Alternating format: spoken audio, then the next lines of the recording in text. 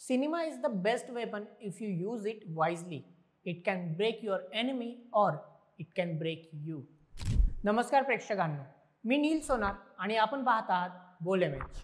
चित्रपट सृष्टीने आपल्याला नेहमीच मनोरंजित केले आहे, पण तेवढंच चित्रपटावरून वादही फार झाले आहे. यात काही उदाहरण म्हणजेच पद्मावत, काश्मीर फाइल्स, केरला स्टोरी आणि नुकताच रिलीज झालेला छावा. चित्रपटावरून वाद होणं हे फार साहजिक आहे, पण आता या उदाहरणांमध्ये एक नवं नाव जुळलं आहे. L2E किंवा एम्पुरन हा एक सुपरस्टार मोहनलालने काम केलेला व पृथ्वीराज सुकुमारन दिग्दर्शित लुसिफर या चित्रपटाचा सिक्वल आहे. हा चित्रपट सध्या फार वादात आला आहे, ज्यामुळे सिनेमेवर 24 कट्सही बसवले गेले आणि अनेक राजनेता या सिनेमावर टीकाही करत आहे आणि फार कॉन्ट्रोवर्सीही होत आहे, जी 2002च्या गोधरा हत्याकांड म्हणजेच गुजरात दंग्यांशी रिलेटेड आहे.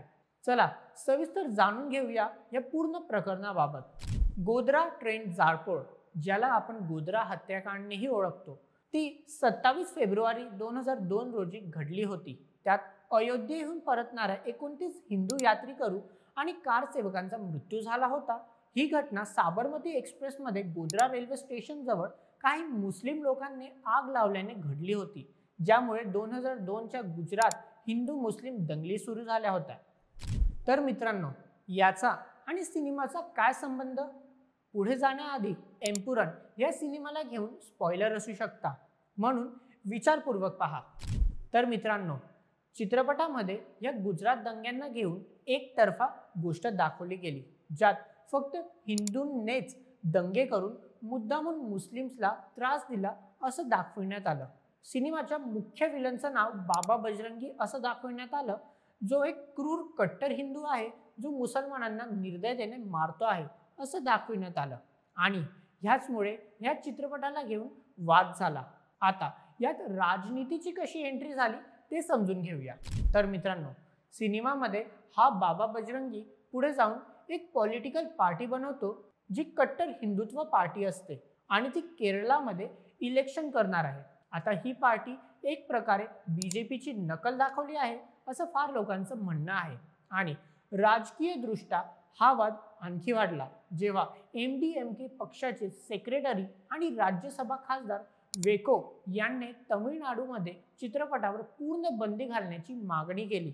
त्यांनी चित्रपटात मुल्ला पेरियार धरणाला असुरक्षित दाखवणाऱ्या एका दृश्याचा उल्लेख केला, ज्यामुळे लोकांमध्ये भीती निर्माण होईल आणि धरणाच्या सुरक्षेवरचा विश्वास कमी होईल असा त्यांचा युक्तिवाद होता. त्यांनी सुप्रीम कोर्टाने नेमलेला तज्ञ समिती धरण सुरक्षित असल्याचे सांगितल्याचा दाखला दिला. दरम्यान केरळ उच्च न्यायालयाने 1 एप्रिल रोजी चित्रपटाच्या प्रदर्शनावर बंदी घालण्याच्या याचिकेला नकार दिला. याचिकेकर्त्याच्या आक्षेपांवर प्रश्न उपस्थित करत चित्रपटाला सेंट्रल बोर्ड ऑफ सर्टिफिकेशन म्हणजे CBFC कडून मंजुरी मिळाल्याचे नमूद केले.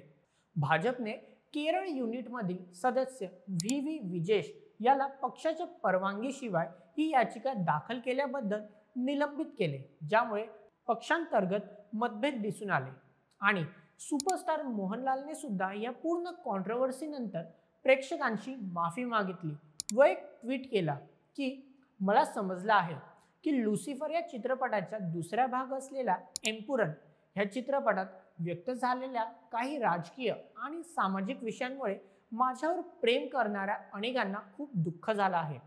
एक कलाकार म्हणून माझं कर्तव्य आहे की माझ्या कोणत्याही चित्रपटात कोणत्याही राजकीय चळवळ, विचारधारा किंवा पंथाविरोधी द्वेष निर्माण होणार नाही याची खात्री करणं. म्हणूनच माझ्या प्रियजनांना झालेल्या दुःखाबद्दल मी आणि एम्पुरन टीम मनापासून दिलगिरी व्यक्त करतो आणि हे जाणून की या चित्रपटामागे काम करणाऱ्या आम्हा सर्वांची जबाबदारी आहे. आम्ही एकत्रितपणे ठरवलं आहे की चित्रपटातून अशा विषयांना काढून टाकावं.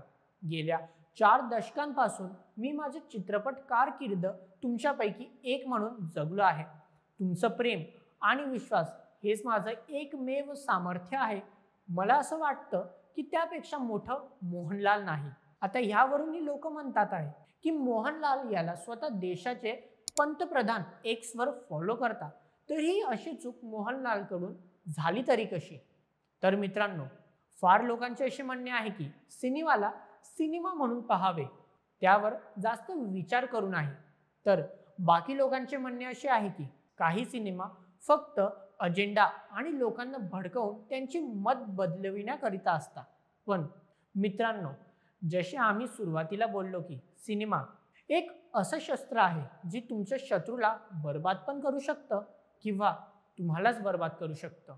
आता या पूर्ण प्रकरणावर तुमचं मत काय, आम्हाला कमेंटमध्ये नक्कीच कळवा आणि अशाच बातम्यांकरिता सबस्क्राईब करा बोल एम एच आपल्या यूट्यूब चॅनलला.